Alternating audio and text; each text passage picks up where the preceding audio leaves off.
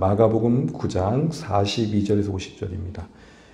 42절 제가 읽습니다. 또 누구든지 나를 믿는 이 작은 자들 중 하나라도 실족하게 하면 차라리 연자 맷돌이 그 목에 매어 바다에 던져지는 것이 나으리라. 만일 내 손이 너를 범죄하게 하거든 찍어버리라. 장애인으로 영생에 들어가는 것이 두 손을 가지고 쥐었고 꺼지지 않는 불에 들어가는 것보다 나으니라. 만일 내 발이 너를 범죄하게 하거든 찍어버리라. 다리 저는 자로 영생에 들어가는 것이 두 발을 가지고 지옥에 던져지는 것보다 나으니라. 만일 내 눈이 너를 범죄하게 하거든 빼버리라. 한 눈으로 하나님 나라에 들어가는 것이 두 눈을 가지고 지옥에 던져지는 것보다 나으니라. 거기에는 구더기도 죽지 않고 불도 꺼지지 아니하느니라. 사람마다 불로써 소금 치듯 함을 받으리라. 같이 읽습니다. 소금은 좋은 것이로되 만일 소금이 그 맛을 잃으면 무엇으로 이를 짜게 하리요. 너희 속에 소금을 두고 서로 화목하라 하시니라. 아멘. 우리 앞뒤 옆에 인사 나누시겠습니다. 그래도 함께 기도하며 감사합니다. 하늘 복 많이 받으십시오. 네, 힘내십시오. 너희들 그러려고 거기 간 거야? 집중. 우리가 계속해서 마가복음 8장 27절 이후로 예수님께서 제자들과 예루살렘으로 가는 여정을 보고 있습니다. 예루살렘에 가신 이유는 십자가를 지러 가시는 거죠. 구원의 일을 위해 순종의 걸음을 걷고 계신 겁니다. 근데 그 과정 속에 예수님 홀로만 가시지 않고 함께 가는 제자들이 있었을 때 그 제자들을 그 과정에 그 길 위에서 가야 할 길을 훈련시켜 주시는 모습을 보게 됩니다. 그래서 특징 중에 하나가 이 여정 가운데 고난에 관련된 예고, 소위 순환 예고라 그러죠. 내가 장차 십자가에 못 박혀 죽을 거고 3일 만에 부활할 것이다. 소위 고난의 예고, 순환의 예고라는 이 본문의 내용이 3번에 걸쳐 반복되어 집중되어 있습니다. 그리고 그 고난의 예고가 함께 나온 다음에는 그 이어서 제자들에게 어떻게 살아야 될지를 가리키는 교훈이 이어지더라는 거죠. 고난의 예고에 이어서 그 십자가가 요구하는 실제적인 삶이 무엇인지 소위 제자도라고 하는 것들이 같이 언급되는 게 그 특징입니다. 그래서 여러분 빌립보 가이사랴의 시작을 하죠. 그 걸음이. 그래서 마가복음 8장 31절에 그 빌립보 가이사랴에서 베드로의 신앙 고백 이후에 메시아에 대한 그 고백 이후에 제자도를 말씀하시죠. 십자가를 지고 따르는 것이다. 온천하보다 귀한 그 영원한 생명을 얻기 위해 자신을 부인하며 십자가를 각자 지는 것이다 말씀하시죠. 또 변화산 아래에서 그 산 아래의 현실의 혼돈의 현장 속에 실패감을 맛보고 있는 제자들에게 중요한 제자도 하나를 또 가르쳐주시죠. 그게 뭐였습니까? 제자들은 하나님을, 주님을 의존하는 그 자세를 잃지면 안 된다. 기도라는 게 믿음이라는 방법을 동원해서 하나님의 능력을 빌려오는 기술이 아니고, 여러분 기도는 기술이 아니고 기도를 통해서 하나님을 의존하는 마음을 지켜가는 거죠. 그래서 내 앞에 어떤 능력이 나타났을 때에 내가 기도해서 이렇게 됐다가 아니라 하나님께서 해주셨구나. 이걸 잊지 않는 것, 이걸 이어가는 것, 이 마음을 지켜내는 것, 그게 기도죠. 그걸 말씀해 주셨습니다. 두 번째로는 중간 지역인 갈릴리 지나면서 그게 이제 마가복음 9장 31절이었죠. 동일하게 예수님이 고난받으심을 말씀하신 뒤에 이어지는 내용은 무엇이었습니까? 누가 크냐로 길 위에서 쟁론했던 제자들에게 하나님 나라에서 첫째됨이 무엇인지를 말씀해 주시죠. 그 핵심은 섬김이었습니다. 그리고 오늘 새벽에는 그런 어떤 배척 아닌 환대, 포용, 친절을 베푸는 것. 그리고 오늘 우리 살펴볼 내용까지 해서 실족치 않게 하는 것. 이게 제자들이 살아갈 삶의 모습임을 말씀하십니다. 그리고 세 번째로는 예루살렘에 올라가시면서 마가복음 10장 32절 34절에서 야고보와 요한이 좌우편의 자리를 하나씩 요구할 때에 영광에 참여하기 위해 고난의 자리에 참여할 것을 말씀하십니다. 여러분 이처럼 주님께서는 십자가를 예고하신 다음에 제자들에게 그 십자가를 따르는 제자들의 삶이 무엇인지를 말씀해 주십니다. 한마디로 제자들은 주님과 함께하는 그 길 위에서 가야 할 제자의 길을 배웠던 것이죠. 오늘도 그런 연장선에서 주시는 제자들을 향한 교훈인데 오늘 본문의 내용에 보면 자주 나오는 단어 중에 하나가 뭐냐면 실족이라는 겁니다. 실족하게 하는 삶에 대한 경고를 하고 계시고 제자 공동체는 어느 누군가를 실족해 하지 않도록 깨어 있어야 됨을 말씀하시는 겁니다. 여러분 우리 42절 말씀 다시 한번 읽어보겠습니다. 42절입니다. 시작. 또 누구든지 나를 믿는 이 작은 자들 중 하나라도 실족하게 하면 차라리 연자 맷돌이 그 목에 매여 바다에 던져지는 것이 나으니라. 아멘. 여기에 본문에 자주 잘 알고 있는 익숙한 본문이실 텐데 실족하게 하다라는 말이 나와 있습니다. 여러분 실족이라는 말 많이 들어보셨죠? 실족이라는 말이 무슨 말입니까? 문자적으로는 걸려 넘어져 자빠지다. 걸려 넘어져 자빠지다 이런 말입니다. 내용적으로는 다른 사람들을 시험에 들게 해서 죄를 짓게 하거나 그래서 결국 그 타인의 믿음에 어려움을 끼치는 겁니다. 그 믿음을 방해하는 거죠. 그 믿음을 떨어뜨리게 하는 겁니다. 그래서 활활 타올랐던 그 신앙의 열정을 확 식게 하거나 더 나아가서는 포기하게 하거나 때로는 교회를 떠나게끔 하는 그런 어떤 현실을 말하는 것입니다. 한마디로 믿음에 해를 끼치는 행위의 총괄이 바로 실족입니다. 예를 들어서 여러분 교회 안에 그런 일이 많잖아요. 어떤 목회자의 배려 없는 언행으로 성도님들이 힘들어할 때가 있죠. 어떤 신자들끼리 주고받는 어떤 거친 언사에 마음이 어려울 때가 있습니다.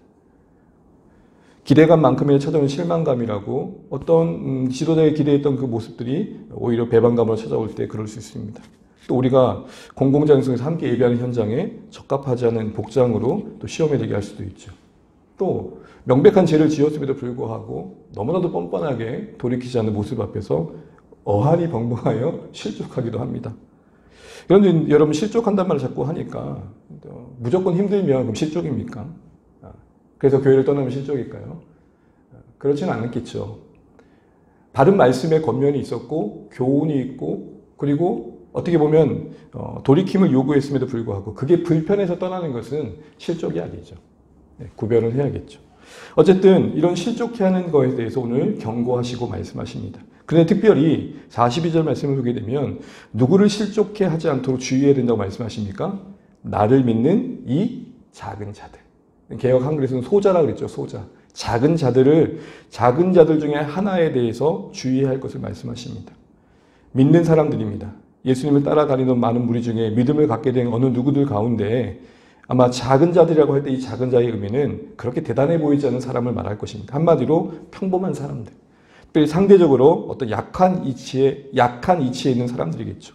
믿음이 연약한다든지, 그것도 여건과 형편이 뭔가 도움이 많이 필요하다든지, 사회적으로도 뭔가 힘이 없는 자라든지. 뭐 교회에서 예를 든다면 여러분 담임 목사와 부교육자 관계 보면 누가 더 약한 자고 작은 자입니까? 네, 부교육자죠. 맞잖아요. 물론 요즘은 대드는 부교육자도 있습니다. 희신자와 초신자가 있으면 누가 큰 자이고 누가 작은 자일까요? 초신자겠죠, 당연히. 성경의 지식이 많은 사람과 그렇지 않은 사람이 있다면 많은 사람이 큰 자이고 그렇지 않은 사람이 소자일 것입니다. 중직자와 또 성도님들이 계시다면 아무래도 식분을 갖고 교회에 좀 더 무거운 마음을 가지신 분이 여러분 큰 자일 것입니다. 여러분 이렇게 말하고 나니까 그렇다면 큰 자들은 실족해도 괜찮은 거냐? 그런 말은 아니겠죠. 상대적으로 소자, 곧 작은 자들이 실족하기 쉬우니 더 주의하라는 말이겠죠. 여러분 맷집이란 말 아시죠? 여러분 뭐 킥복싱 이런 데 관심 없겠지만 물론 여러분 은밀히 보시는 건 아니죠. 네. 격투기 혹시 보시면서 개운함을 느끼시는 분 혹시 계십니까? 보통 이제 격투기 같은 걸 하다 보면 저도 이제 배워보지 않았지만 배운 사람들의 말을 들어보면 공격을 먼저 배우는 게 아니라 맞는 걸 먼저 배운답니다. 그러니까 소위 맷집 키우는 걸 먼저 한다고 해요. 뭐 권투나 이런 것들이. 왜 그럴까요? 네. 맞을 줄 모르면 때릴 기회도 못 얻겠죠. 제가 왜 이 얘기를 합니까? 동일한 상황이어도 큰 자나 작은 자가 같이 있을 때에 신앙적인 어떤 위기나 어려움 또 실족할 만한 상황이 왔을 때 그래도 좀 격동의 시간을 보냈던 기신자들, 그래도 믿음이 있다고 하는 분들이 좀 잘 버티는데 이제 막 교회에 오신 분들은 넉아웃 될 때가 있습니까? 없습니까? 있죠. 바로 그런 얘기를 드리는 겁니다. 큰 자라고 해서 실족할 일이 없다 이 말을 드리는 게 아니라 상대적으로 작은 자들이 더 실족하기 쉬우니 성도들은 또 제자들은 주님을 믿고 따르는 사람들은 그런 면에서 좀 배려할 수 있어야 된다 이 얘기를 하는 것입니다. 실제적으로 큰 자들이 또 작은 자에 대해 실족하게 할 때가 또 많지 않습니까? 그런 면에서 작은 자들을 더 언급하고 계시다는 것이죠. 특별히 큰 자들 입장에서 자신들이 가지고 있는 어떤 위치와 어떤 여건 때문에 작은 자에게 쉽게 할 때가 있죠. 그러다 보면 실족하게 할 수 있는 경우들이 훨씬 더 많은 게 사실입니다.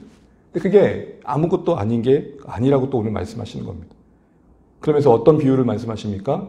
그렇게 된 일이 만약 생긴다면 실족하게 한 그 책임을 감당하는 것이 얼마나 막중한지에 대해서 이야기하기 위해서 연자맷돌을 얘기하십니다. 여러분 연자맷돌 혹시 직접 보신 분 계십니까? 연자맷돌은 우리가 가정에서 쓰는 이런 어처구니 달려있는 여러분 그 가정에서 돌리는 이 맷돌에 이걸 뭐라 그럽니까? 어처구니라고 그러죠. 그래서 맷돌을 돌리는데 이게 없으면 뭐가 이거 어처구니가 없네? 뭐 이런 말이 나오는 거죠. 그래서 그런데 그걸 말하는 게 아니라 이 연자맷돌은 짐승이 소나 나귀가 이렇게 원을 돌면서 이렇게 계속 돌면서 곡물을 빠는 그 맷돌을 돌리는 그걸 연자맷돌 말하고 하죠. 그래서 큰 맷돌을 말합니다. 큰 맷돌. 근데 그 연자맷돌을 어디다 매라 그럽니까? 목에 매가지고 바다에 던지래요. 이건 뭐예요? 거의 사형인 거죠, 사형. 그래서 실제적으로 그리스나 로마의 반역자라든지 소위 신성 모독자 중에 중죄인들을 처형하는 방법 중에 이런 방법이 쓰여졌던 기록이 있다고 합니다. 그러니까 이미 당시 그걸 들었던 사람들 입장에서는 이게 막연한 이야기가 아니라 엄청나게 이게 큰 죄구나. 그런 연자맷돌의 형벌을 받을 만큼 정말 큰 죄라는 것이 와닿을 수 있는 상황이었던 것이죠. 즉 실족해 한다라는 것이 극악한 처형 방법에 적용을 받을 만큼 심각한 죄라는 것을 당사자는 인식할 수 있어야 된다는 것입니다. 그런데 여러분 한번 보세요. 교회에서 실족해 한 당사자가 그걸 그렇게 여기던가요? 자기가 범죄한 것도 문제인데 그로 인해 일어난 결과에 대해서 그렇게 막중한 책임감을 느끼는 경우를 참 쉽게 보지 못한다. 보는 게 쉽지 않다라는 생각들을 해보게 됩니다. 그런데 여러분 이게 왜 이렇게 심각한 걸까요? 가장 중요한 것은 작은 자가 아니기 때문에 그렇습니다. 작은 자가 아닙니다. 왜죠? 한 영혼은 무게로 닿을 수 없는 그 무게가 온 천하보다 뭐하다 그러죠? 귀하다 그러지 않습니까? 즉 작은 자라도 한 영혼이 주님 앞에서 소중하고 귀하다는 거 하나 때문에 실족해 하는 일에 대해서 막중한 책임감을 갖는 모습이 필요하다는 것이죠. 그래서 마태복음 18장 14절에 이런 양과 관련된 이야기를 하면서 이렇게 말씀하시죠. 화면을 보여줄까요? 마태복음 18장 14절 같이 한번 읽어보겠습니다. 시작. 이와 같이 이 작은 자 중에 하나라도 있는 것은 하늘에 계신 너희 아버지의 뜻이 아닙니다. 하나님 뜻이 아니라는 겁니다. 이런 하나님의 말씀 앞에서 실족해 하는 일을 우리가 주의해야 될 것들을 다시 한번 생각해 보는 것이죠. 우리의 삶에 허락하신 어떤 관계, 또 그 공동체에서 만나게 하는 관계 속에서 우리가 혹시나 우리 자신만을 생각하면서 우리 주변이 어떻게 되든 난 상관하지 않겠다. 혹시 이런 생각을 하고 있다면 우리가 좀 돌아볼 필요가 있다는 것입니다. 내 주위에 그래도 내 손이 닿을 수 있는 그곳에 연약한 자가 있을 수 있고 또 하나님의 손길이 되어 도움이 필요한 자가 있을 수 있다는 사실들을 기억하고 배려하고 돌아볼 수 있는 안목이 필요한 것이죠. 그래서 여러분 우리가 잘 알고 있는 히브리서 10장에 보게 되면 서로 돌아보아 사랑과 선행을 뭐하며? 격려하며 또 모이기를 피하는 어떤 자들이 뭐예요? 습관까지 하지 말라 그러죠. 함께 모여서 서로 사랑과 선행을 격려하는 수고를 감당하라고 합니다. 히브리서 12장 15절 16절에는 뭐라고 말합니까? 이런 표현이 나옵니다. 혹여라도 주변에 은혜로부터 멀어진 자가 있는지 살펴라. 이게 우리 모두 서로의 책임이라는 것입니다. 교회 지도자와 목회자만의 책임이 아니라 우리가 서로의 관계 속에서 돌아볼 책임이 있다는 것입니다. 이런 측면에서 시대가 너무 개인적인 것이 강화됐고 또 자기중심적인 성향이 너무 강화된 이 시대 분위기 속에서 오늘 이 실족해 하지 말라는 것이 우리 가운데 와닿아야 할 도전이 아닌가 싶습니다. 그러니까 실족해 하지 말라는 말이 남을 실족해 하지 않는 데서 머무는 게 아니라 혹시라도 내가 그런 위치에 있지 않은지를 살피라는 것까지 간다 그런다면 우리 시선이 나를 넘어 주변을 볼 수 있는 안목을 요구받고 있다는 것입니다. 여러분 신앙의 성장과 성숙을 구별하십니까? 성장이라는 것은 내 개인적인 측면입니다. 주일 예배 안 나온 사람이 예배 잘 나오게 되고, 기도회도 나오게 되고, 말씀도 매일 읽게 되고, 기도 생활도 어느 정도 익숙해지고. 여러분, 그건 성장입니다. 성숙은 뭘까요? 자신의 개인의 신앙의 영역을 넘어서 작게라도 내 옆에 있는 사람들의 신앙과 형편을 살피는 데까지 가는 것. 그게 성숙입니다. 그러니까 내 몸은 비대해져 가는데 그게 성장이라고 본다면 전혀 다른 사람을 향한 관심도 없고 돌봄도 없고 살핌도 없다면 그건 내 좀 약간 균형을 이루는 성장의 모습이라는 것이죠. 요즘 아이들이 이제 먹는 음식들이 좀 더 좋아져서 그래서 그런 말이 많지 않습니까? 너무 성장이 빠르다 보니까 학년에 맞지 않게 뭐 키가 큰다든지 그러다 보니까 정신력은 아이인데 몸은 큰 그런 경우를 보게 되는 것처럼 신앙적으로 그런 언밸런스가 있을 수 있다는 것입니다. 또한 이것도 한번 돌아보면 어떨까 싶습니다. 은연중에 나도 혹시 나름 내가 상대적으로 강한 자 위치에 있기 때문에 편안하게 한다고 하다 보니까 내 앞에 있는 작은 자에게 상처를 준지도 모르고 언행을 하고 있는 모습들 혹시 있지 않을까? 살피는 모습도 필요하다는 거죠. 왜요? 우리는 본성상 예외가 없습니다. 저를 포함하여 우리 모두가 강한 자 앞에서는 비굴해지기가 쉽고 약한 자 앞에서는 비열해지기가 쉽습니다. 예외가 없죠. 정도의 차이지만 우리 모두가 그럴 수 있다는 것입니다. 하나님 앞에 있다라는 사실을 잊지 않고 우리가 누구를 대하든 주님을 대하듯 대한다면 괜찮을 수 있었겠지만 사실은 우리가 약한 자 앞에 서면 나도 모르게 강한 자의 그런 악한 행태가 흘러갈 때가 있다는 것입니다. 나도 모르는 행동들을 통해서 상대방에게 상처를 줄 수 있다는 것이죠. 자, 그렇다면 여러분 이런 실족하게 하지 말라는 말씀 앞에서 그럼 우리는 어떻게 해야 됩니까? 그래서 오늘 이어지는 43절, 47절을 보시게 되면 가장 먼저 얘기하시는 것은 자신을 철저히 돌보라는 것입니다. 누군가를 실족해 하지 않기 위해서 가장 중요한 것은 자기 자신에 대해서 먼저 엄격하라고 얘기하는 것입니다. 우리는 본성상 나와 관련해서는 합리하기가 쉽고 정당하기가 쉽죠. 그렇지 않습니까? 그러다 보니까 우리는 그것이 죄임에도 불구하고 그럴 수밖에 없었어 라고 얘기하고 상대방은 실수임에도 불구하고 어떻게 그럴 수 있어 라고 다가가는 시선과 생각을 품을 때가 있더라는 것이죠. 또 우리는 실족 그러면 우리가 다른 사람 때문에 내 신앙에 어려움을 겪었던 것을 우선적으로 생각합니다. 그렇지 않습니까? 그러나 오늘 주님은 뭘 말씀하시냐? 우리 주변 사람이 나 때문에, 우리 때문에 혹시 신앙에 어려움을 겪을 수도 있었다는 사실에 대해서 인식하지 못한 채 모르고 넘어가는 건 있지 않았는지 돌아보라고 하시는 겁니다. 그래서 오늘 말씀을 보시게 되면 반복되는 구조, 비슷한 구조 속에서 이런 말씀이 나오죠. 우리 43절, 47절까지 같이 한번 쭉 읽어보겠습니다. 시작. 만일 네 손이 너를 범죄하게 하거든 찍어버리라. 장애인으로 영생에 들어가는 것이 두 손을 가지고 지옥 곧 꺼지지 않는 불에 들어가는 것보다 나으니라. 만일 네 발이 너를 전제하게 하거든 찍어버리라. 다리 저는 자로 영생에 들어가는 것이 두 발을 가지고 지옥에 던져진 것보다 나으니라. 만일 내 눈이 너를 범죄하게 하거든 빼버리라. 한 눈으로 하나님 나라에 들어가는 것이 두 눈을 가지고 지옥에 던져지는 것보다 나으니라. 반복해서 읽다 보니까 구조가 비슷하죠. 근데 여러분 중간에 없음이 조금 걸리지 않으세요? 왜 내 성경에는 없지?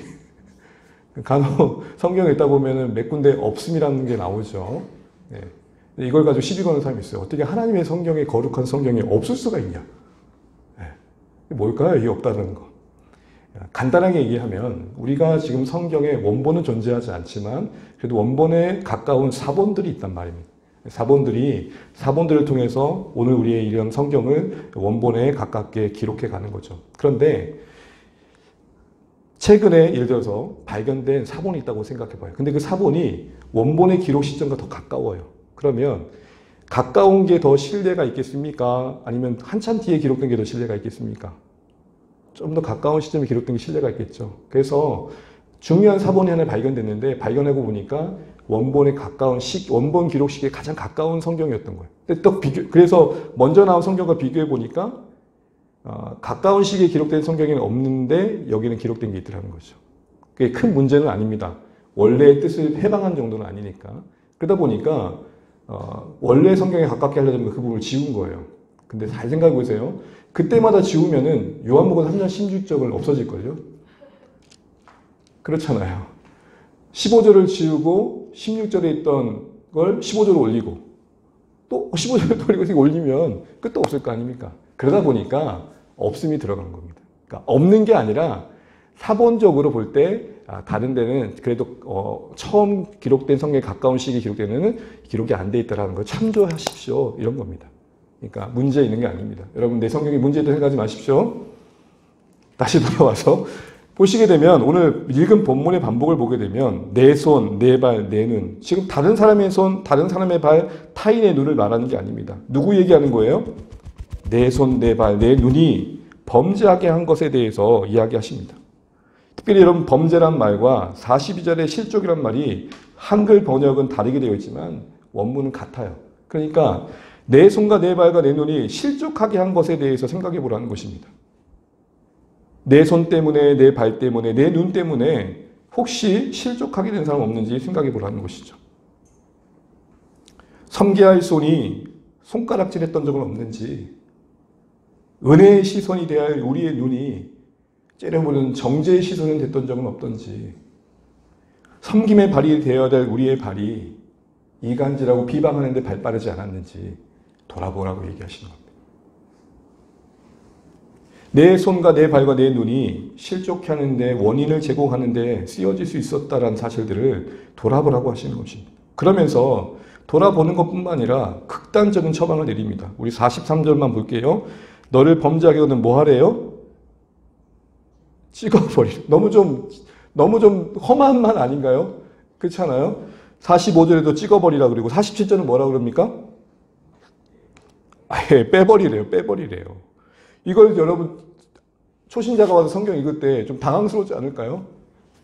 성경이라면 적어도 이렇게 기록해야 될 거 아니에요. 예를 들어서 내 손이 너를 범죄하게 하거든 살짝 때려주세요. 내 발이 너를 범죄하게 하거든 살짝 어루만져 주세요. 뭐 이렇게 해야 되는데 표현이 어때요? 찍어버려라. 빼버려라.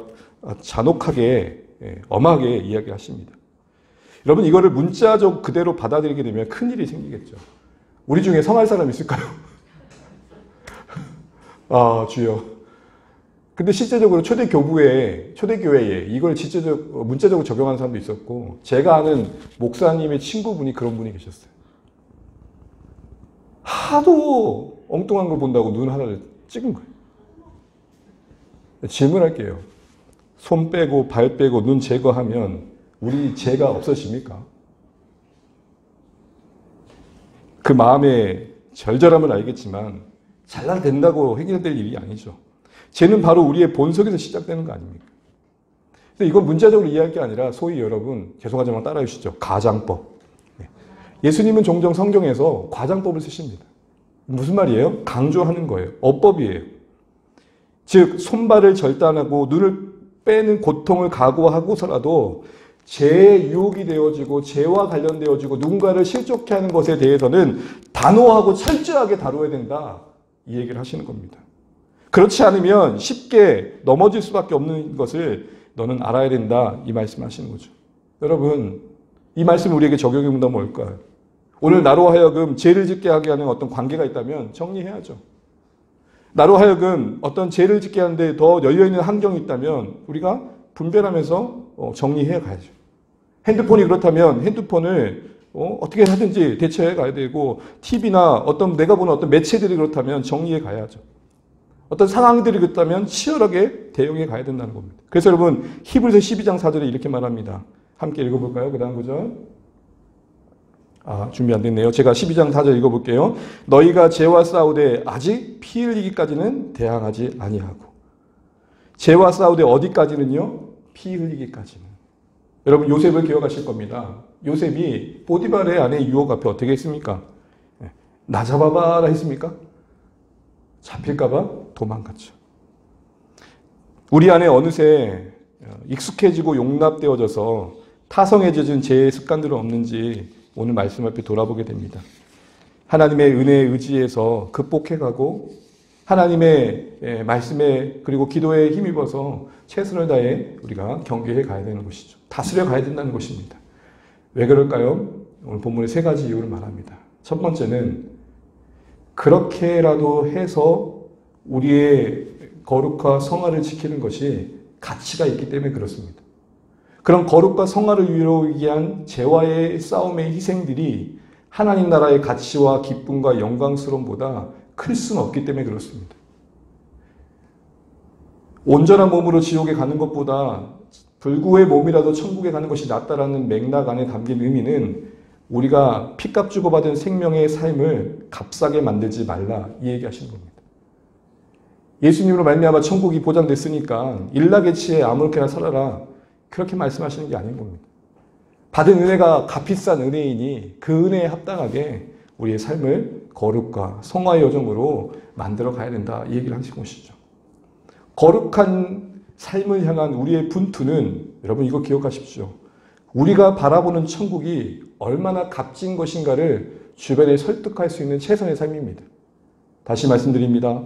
우리가 거룩을 향해 가는 이 분투의 삶은 우리가 지금 소망하고 있는 천국이 얼마나 값진 것인지를 여러분 주변 사람들에게 보여줄 수 있는 최선의 삶입니다. 이런 측면에서 오늘 주님은 그렇게 해서라도 거룩과 하나님 뜻 앞에서 자신의 삶을 이렇게 갖고 가는 일들을 감당하라고 말씀하시는 거죠. 만약 우리가 이것을 놓친다면 세상이 전부인 줄 아는 불신자와 다를 바가 없다는 것입니다. 그래서 여러분 오늘 반복되는 새 구조를 보게 되면은 어디에 가지 않도록 어디에 가는 것보다 낫다 그러고 자꾸 나오죠. 지옥 얘기가 나오죠. 왜 지옥 얘기가 나올까요? 만약 그걸 포기한다면 지옥에 갈 수밖에 없는 불신자들과 다를 바가 없다. 이 얘기하는 것입니다. 두 번째는 우리가 만약 이런 내 손과 발과 그리고 눈으로 범죄하는 현장을 그대로 두고 있다면 우리의 삶이 파멸이 이룰 수밖에 없기 때문에 그렇습니다. 그래서 여러분 오늘 말씀을 보게 되면 영생에 들어가는 것 그리고 47절에는 하나님 나라에 들어가는 것이라는 사실이 나옵니다. 이게 우리의 죄와의 싸움과 관련되어 있다는 겁니다. 죽어서 하나님 나라 가는 것뿐만 아니라 이 땅에서 하나님 나라를 누리는 것과 관련되어 있다는 것이죠. 누가 이런 말을 하더라고요. 죄를 지은 만큼 기쁨을 상실하게 되고 기쁨을 누리는 만큼 죄는 멀리하게 된다. 하나님 나라의 신령한 기쁨을 빼앗긴 채 죄의 함락당에 너가웃된 우리의 삶 가운데 회복되게 뭔가를 보여주시는 것이죠. 마지막으로 이런 삶을 그대로 두게 되면 누군가를 실족하게 한다는 것입니다. 우리가 말을 하지 않아도 교회 내에 이슈되고 있는 여러 부정적인 일들을 잘 알고 계실 겁니다. 지도자들의 어떤 이탈, 어떤 성적인 타락, 금전적인 범죄, 어떤 비인격적인 행동, 비리, 독단, 횡포 이런 모든 것들로 인해서 가슴앓이 하다가 주의 몸된 교회를 안타깝게 떠난 분들이 얼마나 많습니까? 이제 막 믿음을 가져보려 했던 사람은 이런 게 교회라면 안 가라는 분들도 계시고 교회를 떠날 수는 없지만 머물 수 없어 교회를 찾아다니는 가난한 신자들이 얼마나 많습니까? 통계가 각각 다르지만 최근에는 가난한 신자가 한 100만 명 된다고 합니다. 믿음이 연약한 자들의 실망과 교회를 떠나는 이 안타까운 모습들이 바로 그 한 사람의 범죄로 말미암아 일어난 일이라고 한다면 가벼이 여길 문제가 아니라는 것이죠. 이거는 저를 포함한 우리 모두의 돌아봐야 할 문제일 것입니다. 그런데 정작 그 당사자는 뻔뻔함이 참 대단하다 생각할 때가 참 많습니다. 그게 어떠한 악한 영향력을 끼치고 있는지도 모른 채 자기 방어만을 하면서 그 문제 앞에 하나님께서 무엇을 원하시는지를 외면하는 것들을 종종 보게 됩니다. 사랑하는 성도 여러분, 우리가 왜 누군가를 실족하지 않기 위해 자신과 치열한 싸움을 해야 됩니까? 나로 말미암아 누군가가 실족할 수 있다는 사실을 알기 때문에 그렇습니다. 두 번째, 세 번째 이유가 있는데 이건 내일 새벽에 이어 나누도록 하고요. 오늘은 여기까지 해서 오늘 본문의 말씀을 나누고자 합니다. 말씀을 맺으면서 사랑하는 성도 여러분, 오늘 주님께서는 실족하는 삶에 대해서 경고를 하십니다. 누군가가 걸려 넘어져 자빠질 수 있던 사실들을 다시 한번 말씀하시면서 우리 자신을 치열하게 살피고 돌아보라고 하십니다. 그게 우리에게 영적인 유익이 될 뿐만 아니라 만약 그렇지 않다면 나도 모르게 내 주변 사람들에게 또 가지고 있는 영향력만큼이나 실족해 하는 일들이 일어날 수 있기 때문에 그렇게 말씀하십니다. 손과 발과 눈을 찍어 빼어버리라고 하신 단호한 말씀을 하신 만큼 우리에게 엄중하게 요구하시는 것입니다. 우리 자신 한번 돌아보시면 좋겠습니다. 혹 익숙한 채 타성에 젖어 내 삶에 방치하고 있는 영역들은 없는지 다시 한번 주의 은혜에 힘입어 주의 보혈에 힘입어 거룩의 싸움을 다시 한번 해가는 결단이 있는 오늘의 말씀 되시기를 주님의 이름으로 축복합니다.